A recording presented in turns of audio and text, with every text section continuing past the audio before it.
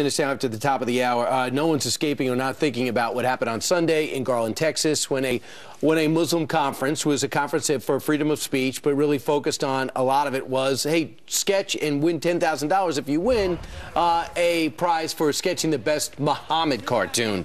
That ended up being something that had everyone concerned about security, and the result was two radicalized Islamists show up from Arizona, land in Texas, and try to kill what we think 300 people with AK-47s. Thankfully, they were stopped at the perimeter. Now the big debate is, should they have had the conference, and how big is ISIS in our country? The FBI is still trying to find out if there was a direct ISIS overseas connection or just an inspiration. Meanwhile, the debate is raging here on free speech. Yeah, particularly because ISIS had posted something. It was Tuesday. It was a chilling post saying that they wanted Pamela Geller, the organizer of that event, dead, that they wanted her slaughter. They also said that they had 71 trained soldiers in 15 different states ready to fight. And so the question now, as you just alluded to, Brian, is should this event have taken place? That's a debate going on. But in this nation, our freedom of speech is protected, even if it's subjectively offensive to some. Sure. Which clearly this was. People like the Westboro Baptist Church, who hates soldiers. It is still protected by our Constitution.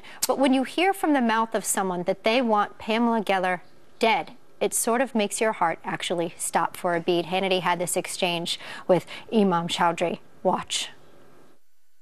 Do you support this death threat against Pam Geller because she ran a free speech contest drawing cartoons of your prophet? Let's be absolutely clear. We're not talking about Mickey Mouse or Donald Duck. You're talking about people who deliberately had a competition to insult the messenger Muhammad sallallahu alaihi wasallam. To make cartoons. If you saw the cartoons so that you were support drawn, the death. If you saw the cartoons, just bear with me, Sean. If you saw the cartoons that Charlie Hebdo drew, you would understand the anger. You want her to die. You know what? She should be put before a Sharia court and tried, and if found guilty, of course she will face capital punishment. Okay, so there she is face to face with a nitwit who would like to see her dead. You know, how many times in the last, I don't know, the last couple of years have we heard that it is very clear in the Quran that Islam forbids any sort of depiction of Muhammad? How many times have we heard that? A lot, right? It's not in the Quran. This was actually started by the Taliban in 2001. You mean the no kites, no music people? Those same geniuses started that. So Pamela Geller, she lives here in New York City on the Upper West Side, I believe. Upper East Side, Upper West Side, one or the other.